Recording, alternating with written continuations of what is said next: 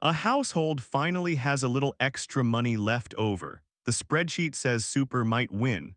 The mortgage says offset feels safer. The bank account says keep it liquid. By the end, you'll have a simple three-bucket test for choosing where extra cash goes first.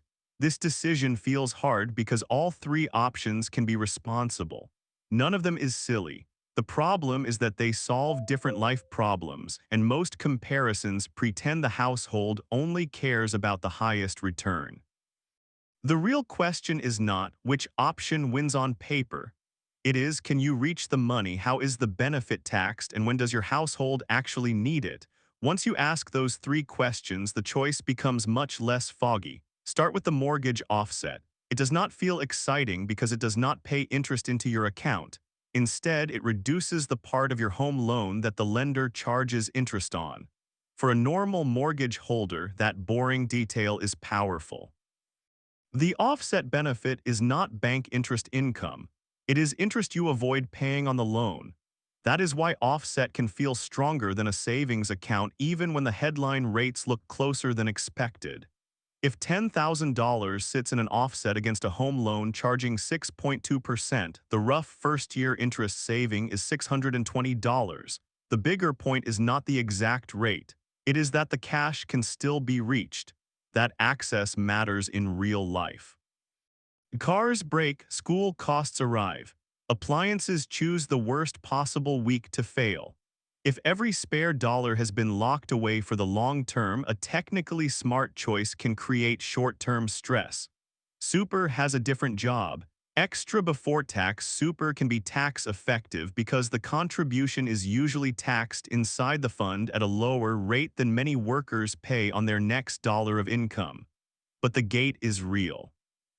For most working-age Australians, super is money for later, not money for next winter. That does not make it bad, it makes it a long-term bucket. The danger is using super for cash that your household actually needs before retirement. There is also a cap. Employer super, salary sacrifice, and personal deductible contributions all count toward the same concessional contributions cap. From July 2026, the general cap is $32,500. Higher income can change the benefit too. Once income and concessional contributions cross the Division 293 threshold, extra tax can reduce the super concession. The strategy can still work, but the easy headline saving becomes less easy. Then there is plain taxable savings. It often loses to offset for a mortgage holder, but it still has a real place. Renters, first home savers, and anyone with a known short-term goal may need the money outside super and outside a home loan. The catch is tax. Interest from a bank account is generally income you declare, so a savings rate is not always the amount you keep. The after-tax result depends on the tax rate on your next dollar. This is where people compare the wrong thing. A savings account advertises a headline rate. An offset reduces loan interest. If you compare the headline savings rate with the loan rate, you may miss the tax sitting between them. So here is the midpoint question.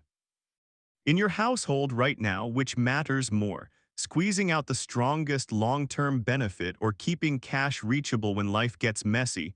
Both are valid, but they lead to different buckets. For a household with a variable mortgage and no strong short-term goal, offset often becomes the first practical home for spare after-tax cash. It helps the loan stays accessible and avoids turning bank interest into another tax line. For a household planning a renovation, a car replacement, or school expenses soon, the answer can change. A tax saving inside super does not help if the money is needed before the project starts. Short horizon means access wins. For a renter building a deposit, there may be no offset account at all. Savings, term deposits, and deposit-safe cash buckets can make more sense for money needed in the next few years. Super may still matter, but not at the expense of the deposit plan. For someone closer to retirement, the super lockup may feel less severe. Extra super can become more attractive if the rules, caps, and timing fit. But the remaining mortgage, pension plans, tax position, and access rules all need proper checking. The hidden trap is not choosing super, offset, or savings. The hidden trap is emptying your buffer to chase an. A household with no breathing room can be financially fragile even when the spreadsheet looks smart.